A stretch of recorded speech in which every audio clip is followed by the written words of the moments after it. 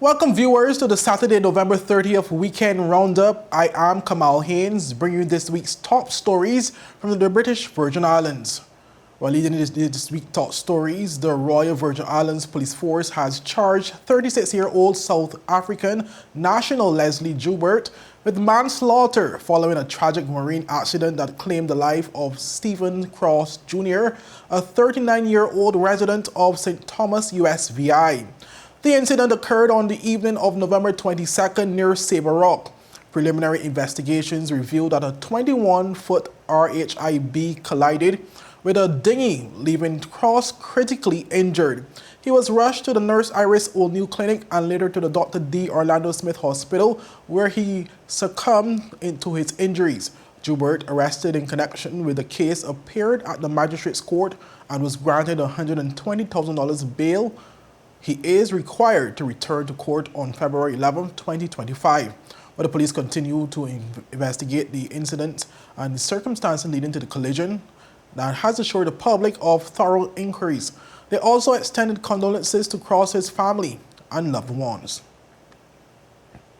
A former Premier of the Virgin Islands, Andrew FAHIE, has been relocated to the Federal Correctional Institution in Jessup, Georgia, where he continues to serve an 11-year sentence.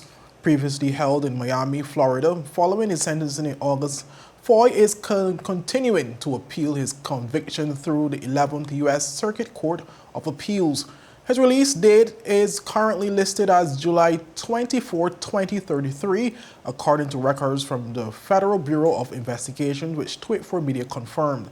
Where the Jessup facility, described as a medium security federal correctional institution with an adjacent low security satellite prison and a minimum security satellite camp, is operated by the Federal Bureau of Prisons under the United States Department of Justice. FAHIE's transfer comes as his legal team, led by prominent attorney Benedict P. Couch, presses forward with efforts to overturn his conviction. He joins a population of over 1,000 male inmates at the FCI. Residents of the Virgin Islands on Sunday, November 24th, commemorated the 75th anniversary of the Great March of 1949 with a historic march. What is being termed as a monumentous event by lawmakers brought together thousands of residents, community members, and local organizations, all marching in solidarity to honor the courageous actions of those who fought for democracy and representation in the territory. But this year's ceremonial march was a significant and vibrant occasion, including a wide array of organizations, schools, government bodies, and community groups. Each member joined the remembrance of the original 1,500 individuals who participated in the Great March of 1949, a powerful demonstration of unity led by national heroes Theodore Faulkner, Isaac Gladney Foseska, and Carlton de Castro, which helped pave the way for political and constitutional progress in the Virgin Islands. Information officer with the government of the Virgin Islands, Mr. Giovanni Herbert, provided background on the significance of the 1949 march. This huge march, even by today's standards, is of great significance in the annals of the history of these Virgin Islands. It was the flame that lit the path to further constitutional, political, economic, and social development during the latter half of the 20th century. In order to better understand the extensive ramifications of this historic demonstration in 1949 by over 1,500 persons led by three of our declared national heroes, Mr. Theodore H. Faulkner, Mr. I. Glanville Fonseca, and Mr. Leslie L. de Castro, it is important to place the event in historical context. Well, the march began at 3 p.m. at the Roadtown Bandstand and proceeded to the Sir Oliver George's Plaza along Main Street, where a celebratory concert followed. Premier of the Virgin Islands, Dr. the Honorable Natalia Wheatley, delivered remarks titled "The Movement." The territorial song, composed by one of the organizers of this march, Kareem Nelson Hall, and his sister Ayana, beseeches us to pray for three things, the last of which is understanding. The song lyrics specifically asks for understanding for our children, so they may cherish this legacy. You know the song.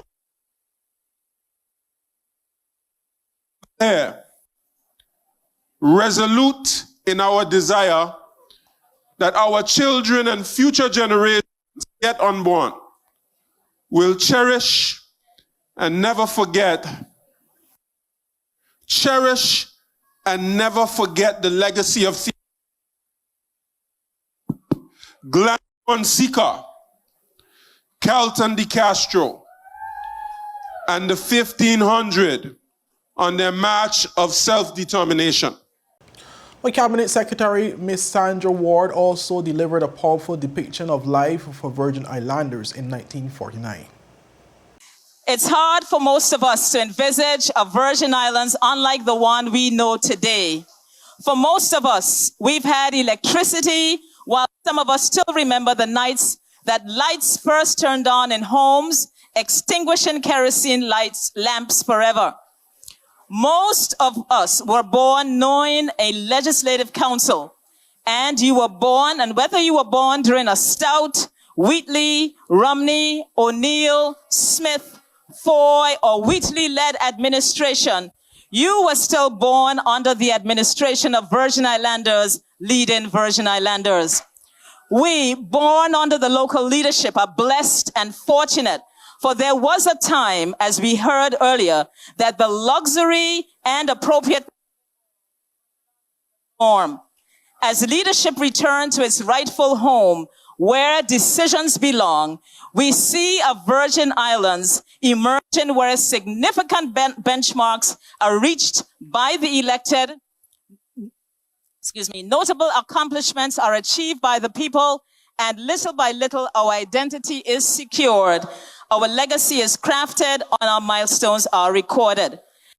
Our viewers, we take a quick word from our sponsors. Stay with us. We will be right back. Hello and welcome to today's episode of Pop the Balloon or Find the Connection. Let's meet our first contender, ladies. Okay, Joey, so do you have any toxic traits? I'm very restrictive. I don't give more time. What you get is what you get. I don't like to give unlimited time. That's it. Okay, can you tell us why you popped your balloon? That's a little too restricted for me. Thank you for coming. Okay, ladies, so let's meet our second contender. Sorry, excuse me. Why did you pop a balloon? I could give you minutes, data, unlimited call, overseas call, fiber. What else you need? My friend used to date you. You are a scam. She used to pay for everything and more. Nothing to offer. Okay, ladies, let's welcome our last contender. You look nice. Can you tell us your name? Thank you. My name is Christian Charles Thomas. They call me C Sweetie. What do you have to offer these ladies? Well, security, trust, unlimited time, and a pretty fast. Okay, so do you have any deal breakers? Nah, but here's my number. 444-4444. Y tú, vida ilimitada. Okay, guys, so no pop balloons. For a fast, reliable, and secure connection for your personal or business life, call us at 444-4444 or visit any of our CCT stores and we'll get you connected with the perfect match for you. That's just not cricket. No sweat, you're with CG. Remember my street dance battle against Seamus O'Leapsy? I went on to win the title Miss Irish-ish, set to perform at nursing homes around the world. Then this happened. Seamus on you, Seamus. Anyway, I was covered. Let's bounce. Comprehensive motor cover for damage and more. CG Insurance. Good like that. Welcome back, viewers. Premier Minister of Finance, Dr. The Honorable Natalia Wheatley, announced significant progress following his recent attendance at a joint ministerial council in the United Kingdom. Speaking at a press conference on Tuesday, Premier Wheatley emphasized the UK's openness to evolving its constitutional relationship with the British Virgin Islands and other overseas territories, highlighting high-level representation by UK officials, including Prime Minister Right Honourable Keir Starmer and Foreign Secretary Right David Lammy. The GMC discussions were very positive and constructive. We covered a wide range of topics that included UK-OT relations, climate change, illicit finance, economic resilience, health education, irregular migration and security. Among other things, the OTs proposed a review of the UK's legal basis for its relationship with the territories, and also the preparation of a new UK white paper that sets out UK government policy towards the territories. In terms of tangible outcomes, the UK expressed its openness to the constitutional relationship evolving to be more democratic. The UK also acknowledged the OT's need for support in responding to climate change and is willing to examine an OT proposal for long-term assistance. The UK reaffirmed its commitment to the security of the OTs, who require more support in critical areas such as gun crime, gang violence, and irregular migration. Regarding governance, Premier Wheatley said Minister Stephen Doughty acknowledged the BVI'S transition plan for institutional reform, adding that steps to conclude the program and lift the Ordering Council are pending final reviews in 2025. At the bilateral level, Minister Doughty and I met to continue our discussions on the UK Virgin Islands relationship, which began when he visited the territory earlier this month. He appreciates the work everyone involved has done to advance governance reform and acknowledge our transition plan to continue strengthening the institutions and systems of government in building a model democracy. While my government remains of the view that the Ordering Council is not necessary, I welcome the steps outlined by the Minister that can officially bring the current governance reform program to a close and lift the Ordering Council. Pending a final quarterly review by the Governor and a UK ministerial assessment in the first half of 2025. But Dr. Wheatley underscored the strength of collective advocacy with other OT leaders and noted that the outcomes are expected to guide ongoing dialogue between the BVI and the UK, reinforcing a commitment to mutual progress. Now moving on, viewers, where concerns over the environmental impact of the proposed Terence B. Lettsome International Airport runway expansion took center stage at a public consultation held on November 26th at the Elmore South High School. Residents raised alarms about the potential damage to the Trellis Bay and surrounding marine environment, emphasizing the need for greater scrutiny and sustainable planning. One resident questioned the long-term benefits of the runway expansion, arguing that the project could harm the functionality of Trellis Bay, a critical transit hub. To come down that bit there where that's lovely light colour, that is currently reef that has alcohol the whole way around that point, okay? It shallows in that area as well. So the amount of dredging that one has to do to make it accessible for yachts and the car barges and the ferry is extremely damaging to the environment. It will silt back up again due to the tidal flow. It will suck in all the sargassum weed every time we have a summer and turn the whole of Trellis into the most disgusting area in the world ever. There's also the possibility of the culverts that you'll end up with whirlpools on the side because the amount of current inside the bay via the amount of current outside the bay can make them dangerous as well to anybody using the bay, okay? There is a whole bunch of things in that area that will be completely destroyed by doing it. Now, Alcorn is an endangered coral species. The whole of the backside up there is currently a massive, massive Alcorn place. I wonder if anybody's actually dived down there and snorkeled around there to go and have a look. It's fantastic. Same thing with the rocks. It's a massive, massive juvenile area for fish and for baby sharks and all sorts of things. So the whole plan of doing this will change this for the down. Well, the proposed runway extension would increase the current length of 4,500 feet to 7,000 feet, allowing for direct flights to the destinations as far as Toronto, Canada. However, attendees also expressed doubt that the economic benefit would outweigh the environmental risk. How are we going to pay for this? The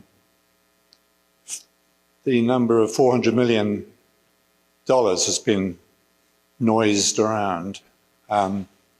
If that's the projection now, that is quite likely to balloon to $600 million, I would think. Back of the envelope calculation service per month for 25 years if we borrow that sort of money. That's a massive debt burden, and that is generational. That can be extending to our children, our grandchildren. So again, we don't know how we're going to pay for this, speaking as a member of the public. Jeffrey Sider, Vice President of Global Advisory at WSP Group, the consultancy firm overseeing the project, acknowledged residents' concern and assured the audience that the environmental impacts are being carefully reviewed. For information, on this end, it just simply is not feasible to move it further that way. But I hear you on this. That's part of the environmental, the items that you identified, the sorghum, the fish spawning, the currents are all very important, and that's part of the environmental. That needs to be addressed environmentally. Remember at the beginning, I also noted this needs to be economically viable and environmentally sustainable. So those are two, and they're not necessarily competing. We just have to achieve that balance, and that's what we're looking to do. The airport's master plan, first developed in 2017, is being updated to reflect current needs and challenges. KPMG Limited is preparing a business case expected to be completed by February 2025. Our viewers, with that, we take a quick word from our sponsors. Stay with us. We will be right back. Just give me my service. Yeah. Just give me my service. Just give me my service. Make the switch to CCT and get connected today. Unlimited talk, text, and data. Visit any CCT store or call us at 444-4444. CCT, Life Unlimited. At Partners for Kids, your child's health and happiness are at the heart of everything we do. We've been the trusted medical home for children and adolescents up to 18 years old. And now, we are excited to welcome a new member to our family of healthcare professionals. Introducing Dr. ADAEJAH Maxwell, our new family practitioner. Dr. Maxwell brings a wealth of experience and deep passion for pediatric and adult care, ready to join our team in providing first-rate health services to your family. At Partners for Kids, we believe in a collaborative approach to healthcare. With partners in occupational therapy and clinical psychology, Partners for Kids, where caring is just the beginning. Visit us at Road Reef Plaza, Tortola, open Monday to Friday, 8 a.m. to 5 p.m. Call us at 284-444-5437 or reach out at info@partnersforkids.com to learn more. Welcome back, viewers, and thank you so much for sticking with us. Kyron McMaster now has another title to his name after being newly minted as Kyron McMaster OBE. On Thursday, the 28th of November 2024, BVI'S Olympian, who is currently ranked 4th in the world for the men's 400-meter hurdles, was honored and bestowed with the title Officer of the Order of the British Empire by the Princess Royal at Buckingham Palace.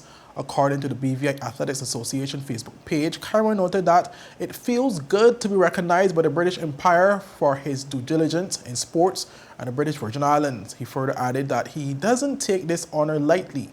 Kyron or anticipates much more achievements in his future, including possibly working his way up to being honored as Sir Kyron McMaster. The OBE investiture is bestowed to reward outstanding contributions in war, communities, and various professional and philanthropic areas of life. Moving on, viewers, Olympian and junior world champion ADAEJAH Hodge returned to the British Virgin Islands on Thursday to a warm reception at the Road Tongue Ferry Terminal. Her arrival marked her first visit since her historic performances at the World Athletics Under-20 Championships in Peru and the Paris Olympic Games. Hodge achieved unprecedented success, becoming the first BVI athlete to win medals in 2 finals at the same World Athletics competition, claiming gold in the women's 200 meters and silver in the 100 meters. Steve Augustine, president of the BVI Athletics Association, expressed pride in Hodge's accomplishments and excitement for her engagements in the territory, including her motivational workshop. We're glad to have her home. We're going to look forward to the interaction that she's going to have with us. And I'm definitely looking forward to hearing ADAEJAH speak. I had the opportunity to speak with her the evening that she won the 200. That was certainly over the phone. We have her here in person. And I definitely look forward to hearing more about that accomplishment. It's not just an everyday accomplishment that she made at World Under-20 Championships. Things like this don't happen too often. The BVI is lucky to have it. To have an athlete representing the BVI that went to World Under-20 Championships and perform at that level. That is something that the entire world was looking at. Everyone was focused on those 2 events. She went out and she handled her business. I've seen her, I've watched her over the years, ever since she was a toddler until where she's at now. I know she has a lot more in store for the BVI. Ephraim Penn, president of the BVI Olympic Committee, praised her Olympic presence, describing her as the star of the show wherever she goes. Being the youngest at Paris, she conducted herself. You would not realize that she was the youngest person there. You would think she'd been there many times. She's a veteran at the field. I was just recently at a Congress, the ADAEJAH Congress, and during the Olympics, ADAEJAH had a media center where the small NOCs like ourselves will go to get media outing. And when they start showing the photos on the screen, every other photo was of ADAEJAH. I said, well, what's going on here? You know, it's just was amazing. She captured the audience there also. So whenever she goes, she lights up a room. She is the star of the show.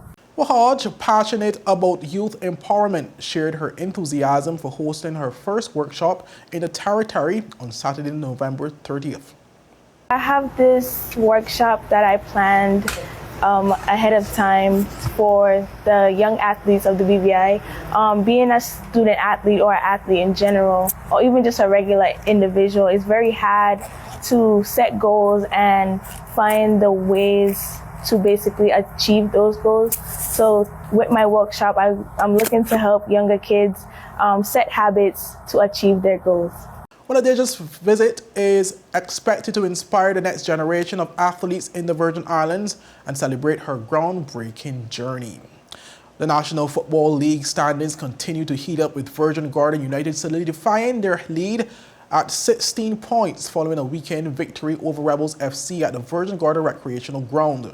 A dominant 3-1 performance keeps them unbeaten and comfortably ahead of the pack, trailing behind our Lionheart FC, Wolves, and Positive FC, all tied at 11 points for 2nd, 3rd, and 4th position, respectively.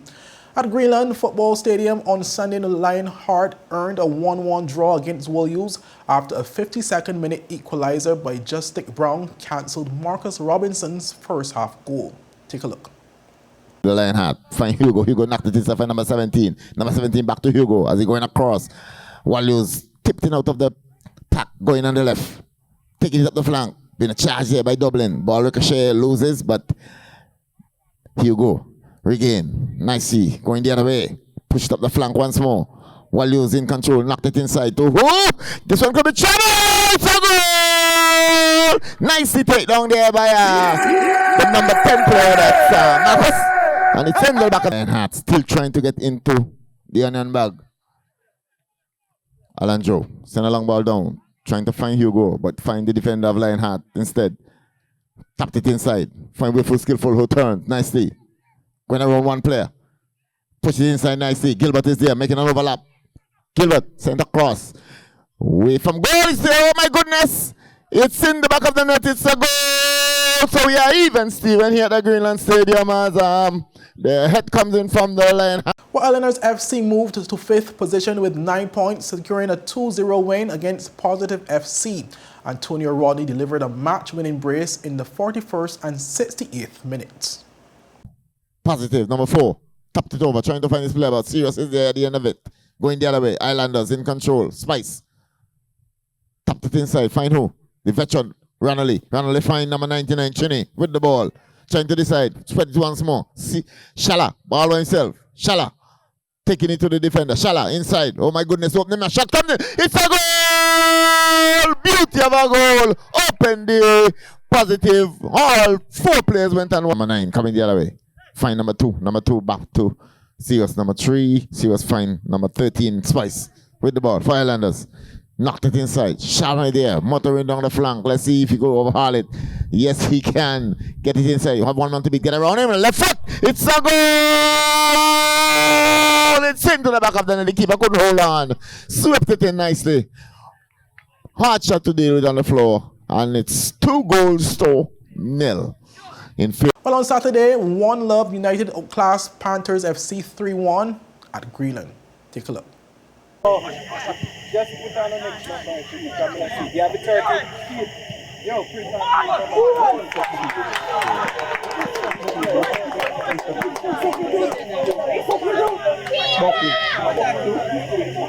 side.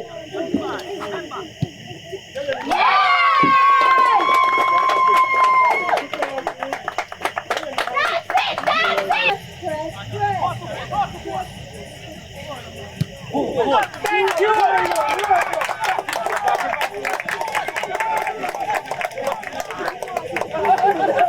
Really good though. I tell you, I will know by the time you tell me she wants. Meanwhile, Virgin Gorda was buzzing as Sugar Boys FC trounced Old Madrid 6-1, showcasing their offensive prowess. Well, moving on to some cricket, where the RTW Falcons emerged as the 2024 Peter Haycraft T10 Cricket Tournament champions after defeating Royals Knights by 12 runs in a thrilling final at Greenland East End on Sunday, November 24th. Where the Falcons set a competitive total of 121 for 4, powered by Damron Prince's explosive 53 off 25 balls, while Joel Williams and Austin McDowell provided viable support. But despite Reno Metalholzer and Kellon London claiming 2 wickets each for the Knights, the Falcons' total proved challenging. Royal Knights in their chase were restricted to 109 for 5, but despite an outstanding unbeaten 67 from Keon De Jesus, wickets fell around him, and the Falcons' bowling attack, led by Maury Oliveira's match-winning figures of 4 for 19, sealed the victory. This win marked a significant achievement for the Falcons, who claimed silverware for the first time in 8 years. Oliveira's performance was pivotal, earning him the Player of the Match award. In the 3rd place playoff, the Vikings defeated the Cavaliers by 6 wickets. Batting first, the Cavaliers posted 109 for 6 off 8 for 3 of 8.3 overs, with Vishal Bharat top scoring with an even 50. The Vikings quickly chased down the target, scoring 111 for 4 in 8.5 overs, led by Junik Mingo's 51 not out and Timothy Sukram's 36. On the bowling side, Neil Niles and Mingo each took 2 wickets for the Vikings. Avishkar Sukaran was the only standout bowler for the Cavaliers, with figures of 2 for 25. Well, viewers, that's it for this weekend's roundup. Be sure to follow us for daily news updates at 284media.com and on our WhatsApp channel, as well as to like us on Facebook at 284media and 284BVI on Instagram and X, formerly Twitter. I'm Kamal Haynes. Have a safe and enjoyable weekend. Bye-bye.